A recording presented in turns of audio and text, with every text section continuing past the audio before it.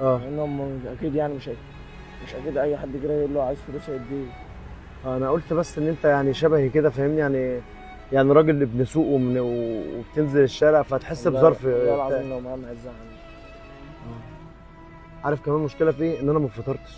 طب ماشي اديك نار عند واحد صاحبي اجيب لك فطار طب انت معكش فلوس، امال هتجيب لي هبقى فطار ازاي؟ اعدهم عليه بعد كده. صاحبك يعني؟ اه طيب يعني انت هتجيب لي فعلا فطار دلوقتي بجد؟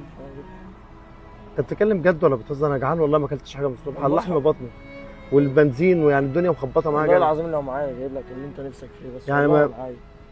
والله العظيم ما معايا.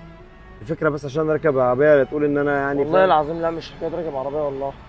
باين مرهق كده وعينك داخله لجوه وحالتك حالي. والله يا صاحبي ما نمتش بقالي 3 ايام. والله العظيم لو معايا من بيك يا اخي. انت بجد يا صاحبي هتجيب لي الاكل؟ ايوه هجيب لي واحد صاحبي هنا هجيب منه وابقى اعدي على الفلوس بعد كده.